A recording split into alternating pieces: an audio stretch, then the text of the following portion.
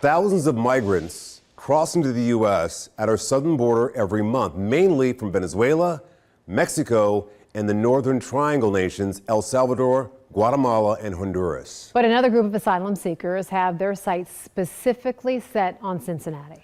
U.S. Customs and Border Protection data indicates that from March to June, more than 85 people from Mauritius arrived in the country, up from just 1,000 the 4 months prior. So that is an area, it's a country in West Africa where people are fleeing reported state violence. The Associated Press reports that the nation was one of the last to criminalize slavery, and the practice is so widely believed to be persistent in parts of the country that several people who spoke to the AP have said police targeted them because of anti-slavery activism. This population is finding its way to Cincinnati from a new route posted on TikTok and WhatsApp. An immigration loophole in Nicaragua allows relaxed entry requirements and makes a low-cost visa available for purchase without proof of onward travel.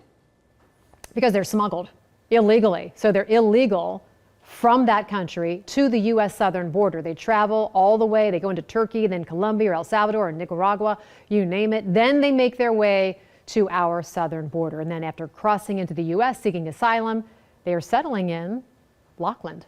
Andrea Finney has more. Some migrants arrive early to beat the crowds. We just had 1,000 Africans show up in the community. Mauritanians from West Africa finding their way to Cincinnati, piling in here. But 100 came to our doors last Friday, and we're wiped out of food. It was a laborious process to help. We don't know where they're from. We don't know how to communicate with them, and it created quite an issue for us. But after a year of showing up to Valley Interfaith, they've collectively found their footing. No English is understood, but occasional French. Mostly Fulani or Wolof is spoken in their native country. This is Khalidou. He made his way to America 7 months ago, seeking freedom and dignity. He's now central to maintaining food security and assistance for newer migrants because he speaks English. He volunteered to start helping us do the data entry. We rely on data and demographics for those who support our mission, and so started to be able to figure out, who this person is, get them into the system so we can have good data and we can help them and we can track them. You can't build any foundation without having a basic resource, which is your ability to feed yourself and your family.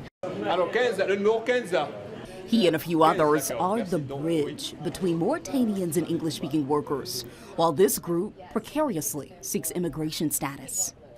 Migrants shop with volunteers as they await their fate, loading items into carts, knowing this could go on for months.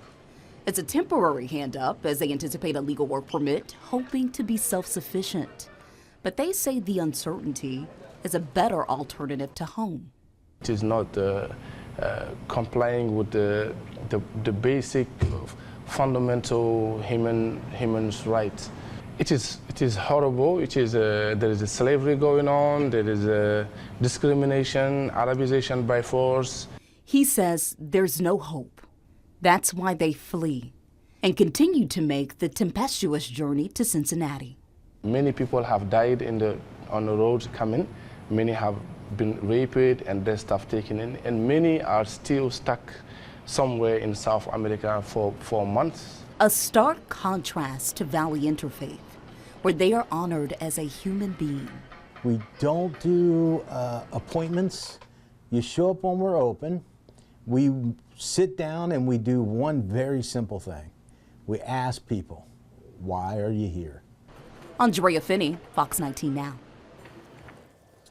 Valley Interfaith Community Resource Center could always use your help to donate clothing, small household goods, and toys. Just drop them off anytime.